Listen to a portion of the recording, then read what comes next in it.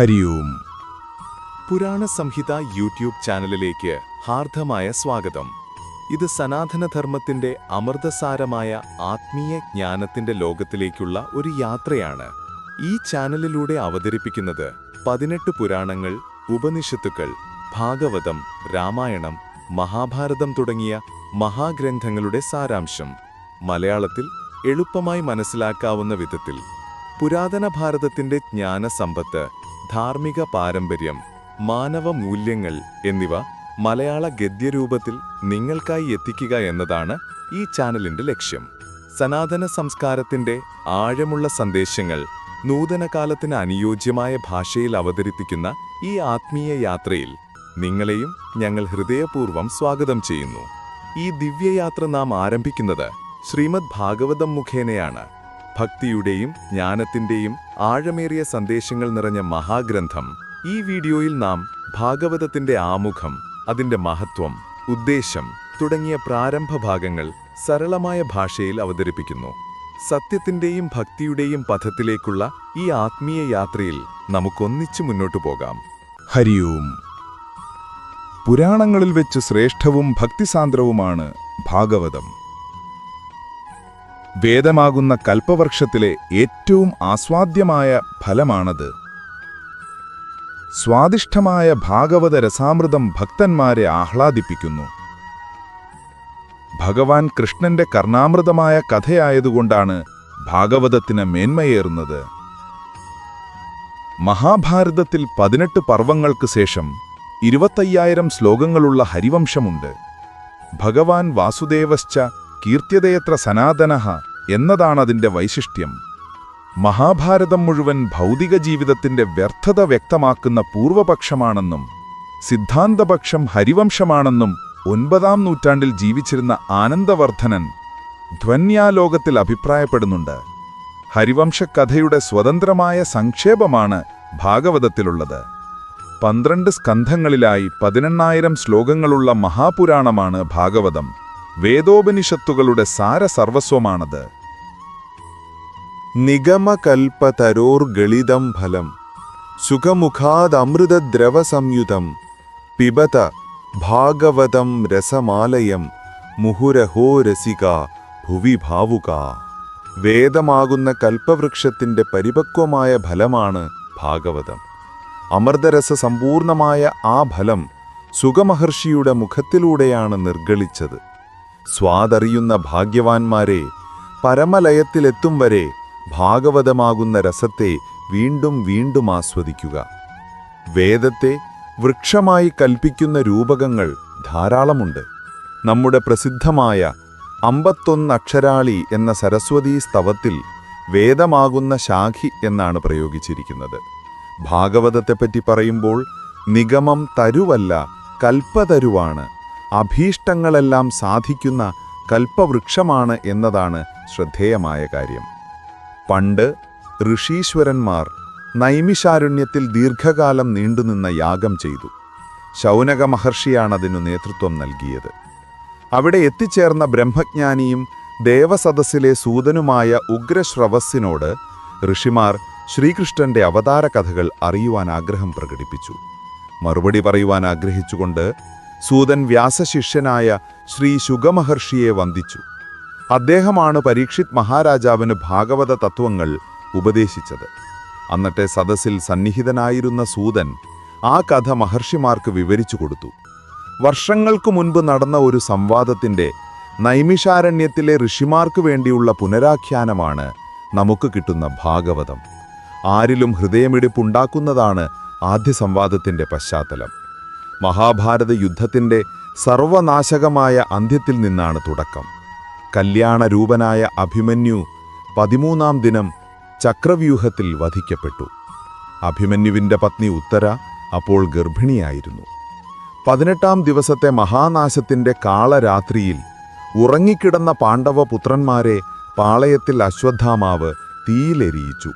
എന്നിട്ടും പക തീരാതെ ഉത്തരയുടെ ഗർഭത്തിൽ വളരുന്ന അവസാനത്തെ പാണ്ഡവ ബീജത്തെ നശിപ്പിക്കാൻ ദ്രോണപുത്രൻ ബ്രഹ്മാസ്ത്രമയച്ചു. ഭഗവാന്റെ സുദർശനം തടഞ്ഞതുകൊണ്ടു മാത്രമാണ് ആ മുള കെട്ടുപോകാതെ പാണ്ഡവ വംശം നിലനിന്നത്. 36 വർഷത്തെ ഭരണശേഷം പാണ്ഡവന്മാർ മഹാപ്രസ്ഥാനത്തിനിറങ്ങിയപ്പോൾ പരീക്ഷിത്തിനെ രാജ്യഭാരമേൽപ്പിച്ചു. പുതിയൊരു യുഗത്തിന്റെ തുടക്കമായിരുന്നു അത്. രാജാവ് ദിഗ്വിജയം നടത്തി രാജ്യം വിസ്തൃതമാക്കി പ്രജാക്ഷേമ തത്പരനായി രാജ്യം ഭരിച്ചു. ഒരിക്കൽ സർപ്പദംശനമേറ്റ് മരിക്കുമെന്നൊരു ശാപം ദൗർഭാഗ്യവശാൽ രാജാവിൽ പതിച്ചു. രാജാവിന് മനസ്സിലായി, 7-ാം ദിവസം തക്ഷകന്റെ കടിയേറ്റ് താൻ മരിക്കും. അനിവാര്യമായ മരണം മുന്നിൽ തുറിച്ചു നിന്നപ്പോൾ രാജാവ് പകച്ചുപോയി. അപ്പോഴാണ് ശുഗമഹർഷി അവിടെ എത്തിയതും പുരാണ പ്രവചനം തുടങ്ങിയതും. കഥ കേൾക്കുന്ന ഓരോ മുഹൂർത്തവും മണിക്കൂറും തന്നെ തക്ഷകനിലേക്ക് അടുപ്പിക്കുന്നു. മരണത്തെ മുഖാമുഖം കണ്ട് മനുഷ്യമനസ്സിനെ മുൾമുനയിൽ നിർത്തി ഇത്തരമൊരാഖ്യാനം ഭാരതത്തിൽ മാത്രമല്ല ലോകത്തൊരിടത്തുമുണ്ടായിട്ടില്ല തന്നെ. നാടകീയമായ ഈ പശ്ചാത്തലമാണ് ഭാഗവതത്തിന്റെ ഹൃദ്യത. വശ്യതയും അതുതന്നെ. ഭക്തിസാന്ദ്രമാണ് ഭാഗവതം. ഭക്തിക്ക് അനേകം തലങ്ങളുണ്ട് ഭാഗവതത്തിൽ. ശ്രവണം, കീർത്തനം, സ്മരണം, പാദസേവ, അർച്ചന, വന്ദനം, ദാസ്യം, സഖ്യം, ആത്മനിവേദനം. വിഷ്ണുകഥകൾ പരീക്ഷിത്തിനെപ്പോലെ ശ്രദ്ധയോടെ കേൾക്കുന്നതാണ് ശ്രവണം. അതിനർപ്പിതമായ മനസ്സും ഇതര വ്യാവൃത്തമായ ചിന്തയും വേണം. കേൾവി നയിക്കുന്നത് കീർത്തനത്തിലേക്കാണ്. ഭഗവൻ നാമങ്ങളെ ഓർത്തോർത്ത് ജപിച്ച് കഥകളെ പേർത്തും പാടി നടക്കുന്ന അവസ്ഥയാണിത്. ആത്മാവിന്റെ ദാഹത്തെ തീർക്കാൻ കീർത്തനത്തോളം കഴിവ് മറ്റൊന്നിനുമില്ല. ധ്യാനം കൊണ്ട് കൃതയുഗത്തിലും യാഗം കൊണ്ട് ത്രേതയിലും ആരാധന കൊണ്ട് ദ്വാപരത്തിലും കിട്ടുന്ന പുണ്യം കീർത്തനം കൊണ്ട് കലിയിൽ ലഭിക്കും. തുടർന്നാണ് സ്മരണ. ഭഗവത് ചിന്തകൾ ആഴത്തിൽ ഉറയ്ക്കാൻ സ്മരണയാണ് ശ്രേഷ്ഠം. പ്രഹ്ലാദനെ ഇക്കാര്യത്തിൽ മാതൃകയാക്കാം. ലക്ഷ്മിയെപ്പോലെ വിഷ്ണുവിന്റെ പാദങ്ങളെ സേവിക്കാനുള്ള വ്യഗ്രതയാണ് പാദസേവ. അർച്ചന ആരാധനയാണ്. പൃഥുവിനെപ്പോലെ പൂജിക്കൽ. അക്രൂരനെപ്പോലെ ഭഗവാൻകൽ സമ്പൂർണമായി സമർപ്പിക്കുന്നതാണ് വന്ദനം. ഹനുമാന്റേതുപോലുള്ള കീഴടങ്ങലാണ് ദാസ്യം. അർജുനന് ഭഗവാനോടുണ്ടായ സൗഹൃദമാണ് സഖ്യം. ചുരുക്കം ചിലർക്കേ ആ നിലയിലേക്ക് ഉയരാൻ കഴിയുകയുള്ളൂ. പതിയിൽ പത്നിയെന്ന പോലെ ഭഗവാനിൽ ബദ്ധഹൃദയനായി സമദർശനം നേടുന്നവരെ സഖ്യഭാവത്തിലെത്തൂ. അന്തിമമായ അവസ്ഥയാണ് ആത്മനിവേദനം. ഈശ്വരനിൽ പൂർണ്ണമായി ലയിക്കുന്ന സ്ഥിതിയാണിത്. ഈ ഭക്തിഭാവങ്ങൾക്കൊന്നിനും തരതമഭേദമില്ല. എല്ലാം എല്ലാവരിലും ഉണ്ടാകണമെന്നുമില്ല. അർപ്പണം അതെല്ലായ്പ്പോഴും ഉണ്ടാകണം. ഭക്തിയോഗത്തെപ്പറ്റി ഭാഗവതത്തിൽ അനേകം പരാമർശങ്ങളുണ്ട്. ജ്ഞാനകർമ്മയോഗങ്ങളെക്കാൾ ഭക്തിയാണ് മുഖ്യമായും ശ്രീശുകൻ ഉപദേശിക്കുന്നത്. യമം, നിയമം, മൈത്രി, കരുണ, മോദം, ഉപേക്ഷ, ശമം, ദമം, തിതിക്ഷ, ഉപരതി എന്നിങ്ങനെ യഥാർത്ഥ ഭക്തന് അനേകം ഗുണങ്ങൾ വേണം. സ്വന്തം മോക്ഷത്തിനല്ല, മറ്റുള്ളവരുടെയും മോചനത്തിന് അവൻ ശ്രദ്ധിക്കണം. അത്തരത്തിൽ സ്വാർത്ഥത ത്യജിച്ചവർക്കേ പരമാത്മാവിൽ അപുനർഭാവിയായ ലയമുണ്ടാകൂ. രാസപഞ്ചാധ്യായി. ഭക്തരും ഭഗവാനും തമ്മിലുള്ള ബന്ധത്തിന്റെ മറ്റൊരു തലമാണ് വൃന്ദാവനത്തിൽ ഗോപികമാരൊത്തുള്ള രാസലീല. 5 അധ്യായങ്ങളിലാണ് രാസക്രീഡയുടെ ഹൃദ്യമായ വിവരണം ഭാഗവതത്തിലുള്ളത്. ജയദേവ കവിയുടെ ഗീതാഗോവിന്ദം വന്നതോടെ ബംഗാളിൽ മാത്രമല്ല ഇന്ത്യയിലാകെ രാസവിലാസ വിലോല രസാകുലമായ രാധാമാധവ സങ്കല്പത്തിന് ഏറെ പ്രചാരം വന്നു. അനേകം കാവ്യങ്ങളും നൃത്തരൂപങ്ങളും ചിത്രങ്ങളും ഈ സങ്കല്പത്തിന്റെ ഭാവനാത്മകമായ ആവിഷ്കാരമായി ഇന്ത്യയിലെല്ലായിടത്തുമുണ്ടായി. രതിപോഷകവും ശൃംഗാരപ്രധാനവുമാണ് ഇവയെല്ലാം. ഭാഗവതത്തിലെ രാസലീലയുമായി ഇവയ്ക്കൊന്നിനും ബന്ധമില്ലെന്നതാണ് വസ്തുത. കാരണങ്ങളിവയാണ്. 1. രാധയെന്നൊരു ഗോപിക ഭാഗവതത്തിലില്ല. ഒരിടത്തും ആ പേരുപോലും പരാമർശിക്കുന്നില്ല. അതുകൊണ്ട് ഗീതഗോവിന്ദം മുന്നോട്ടുവെക്കുന്ന രാധയുമായുള്ള രതിക്രീഡകൾക്ക് സാധുത നേടാൻ ഭാഗവതത്തിലേക്ക് നോക്കിയിട്ട് കാര്യമില്ല. അനയാരാധിതോ നൂനം ഭഗവാൻ ഹരിരീശ്വര എന്നോ വിഹായ ഗോവിന്ദ പ്രീതോ യാമനയദ്രഹ.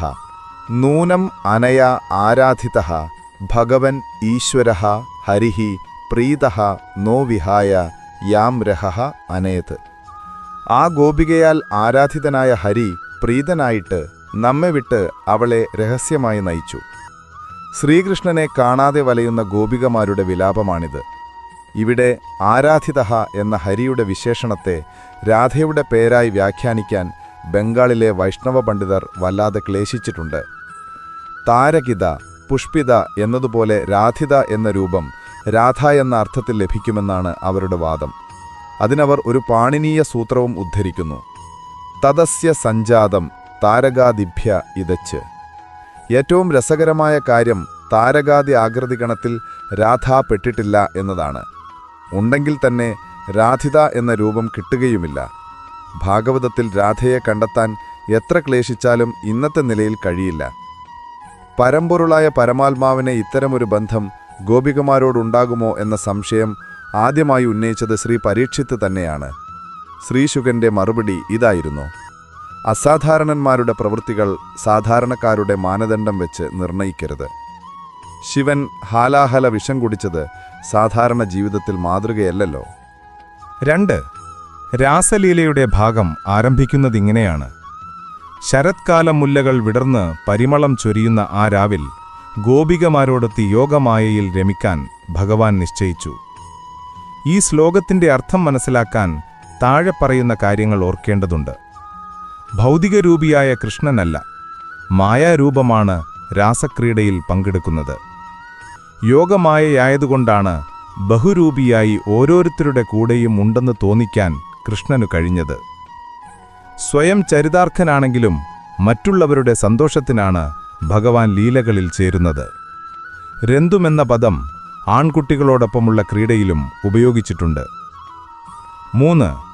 ഏറ്റവും പ്രധാനപ്പെട്ട വസ്തുത രാസലീലയുടെ കാലത്ത് ചെറുബാലനായിരുന്നു ശ്രീകൃഷ്ണൻ എന്നതാണ്. 4. ശ്രീകൃഷ്ണന്റെ ബാലലീലകൾ വർണ്ണിക്കുന്ന ജൈനഗ്രന്ഥങ്ങൾ രാധയെയോ ഗോപികമാരെയോ പരാമർശിക്കുന്നില്ല എന്നതും അർത്ഥഗർഭമാണ്. ഭക്തനും ഭഗവാനും തമ്മിലുള്ള ബന്ധത്തിന്റെ കാവ്യാത്മകമായ ആവിഷ്കാരത്തിനപ്പുറമെന്തെങ്കിലും ഭാഗവത പുരാണത്തിൽ പരതുന്നവർ നിരാശരാകേണ്ടിവരും. ദശലക്ഷണം: സർഗം, പ്രതിസർഗം, വംശം, മന്വന്തരം, വംശാനുചരിതം എന്നിങ്ങനെ 5 കാര്യങ്ങളാണ് പുരാണത്തിൽ വർണ്ണിക്കുന്നത്. എന്നാൽ പരമ്പരാഗതമായ ആ ലക്ഷണം പരിഷ്കരിച്ച് 10 കാര്യങ്ങളുടെ വർണ്ണന പുരാണത്തിൽ വേണമെന്ന് ഭാഗവതം നിഷ്കർഷിക്കുന്നു. സർഗം സ്കന്ധം 3, വിസർഗം 4, സ്ഥാനം 5, പോഷണം 6, ഊതി 7, മന്വന്തരം 8, ഈശാനുചരിതം 9, നിരോധം 10, മുക്തി 11, ആശ്രയം 12 എന്നീ രീതിയിലാണ് വിവിധ ലക്ഷണങ്ങളെ സ്കന്ധങ്ങളിൽ ഒരുക്കിയിരിക്കുന്നത്. ആമുഖഭാഗമെന്ന നിലയിൽ 1ഉം 2ഉം സ്കന്ധങ്ങളുടെ ഉള്ളടക്കം ദശലക്ഷണത്തിൽ പെടുത്തിയിട്ടില്ല. വൃക്ഷരൂപകം സാർത്ഥകമാക്കുമാറ് സ്കന്ധങ്ങളെന്നാണ് ഭാഗങ്ങൾക്ക് പേര് നൽകിയിരിക്കുന്നത്. 12 സ്കന്ധങ്ങളാണ് ആകെയുള്ളത്. 10ാമത്തെ സ്കന്ധമാണിതിൽ മുഖ്യം. ഭഗവാന്റെ അവതാരവും ലീലകളുമാണതിലെ വിഷയം. അതിനുള്ള പശ്ചാത്തലമൊരുക്കുന്നതിനാണ് ആദ്യത്തെ 9 സ്കന്ധങ്ങൾ. സ്വർഗാരോഹണത്തിനു ശേഷമുള്ള സമാപനമായാണ് അവസാനത്തെ 2 സ്കന്ധങ്ങളും നിബന്ധിച്ചിരിക്കുന്നത്. പ്രഥമസ്കന്ധത്തിന്റെ ആദ്യത്തെ 9 അധ്യായങ്ങൾ വലുതായൊരു യുഗസംക്രമണത്തെ കുറിക്കുന്നു. മഹാഭാരത യുദ്ധത്തിന്റെ ദാരുണമായ അന്ത്യം, ജ്ഞാനികളുടെയും ഗുരുക്കന്മാരുടെയും രുധിരം വീണ് കുതിർന്ന കുരുക്ഷേത്രം, ഭീഷ്മപിതാമഹന്റെ അന്ത്യം, പുതിയൊരു യുഗം പിറക്കുന്നു, പരീക്ഷിത്തിന്റെ അഭിഷേകം, ദിഗ്വിജയം, രാജ്യപരിപാലനം, യാദൃശ്ചികമായ ശാപം. നാരദനും ശുഗനും മഹർഷിമാരും തമ്മിലുള്ള സംവാദങ്ങളാണ് 2ാമത്തെ സ്കന്ധത്തിലുള്ളത്. വിതുരരും ഉദ്ധവനുമായുള്ള സംവാദം, സൃഷ്ടിവർണ്ണനം, അവതാരങ്ങൾ, ഹിരണ്യാക്ഷവധം എന്നിവ 3ലും, ദക്ഷയാഗം, സതിയുടെ പ്രാണത്യാഗം, വേനൻ, പൃഥു എന്നിവരുടെ വിവരണം 4ാം സ്കന്ധത്തിലും ഉൾക്കൊള്ളിച്ചിരിക്കുന്നു. പൃഥുചരിതം ഇതിൽ പ്രധാനപ്പെട്ടതാണ്. കൃഷ്ണാവതാരം കഴിഞ്ഞാൽ ഭാഗവതത്തിൽ പ്രാധാന്യത്തോടെ വർണ്ണിച്ചിരിക്കുന്ന ചരിതം പൃഥുവിൻ്റേതാണ്. ആധുനിക രാഷ്ട്രസങ്കല്പവും ഭരണരീതികളും ഭാരതത്തിൽ ഉരുത്തിരിയുന്നത് പൃഥുവിനോട് കൂടിയാണെന്ന് പറയാം.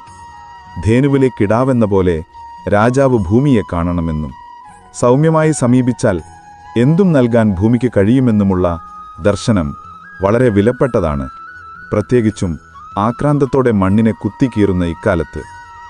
ഭൂലോകവർണ്ണനം, ചന്ദ്രാദിഗ്രഹവർണ്ണനം എന്നിവയാണ് 5ാമത്തെ സ്കന്ധത്തിലെ വിഷയം. അതിവിശിഷ്ടമാണ് ഇതിലെ ജഡഭരതോപാഖ്യാനം.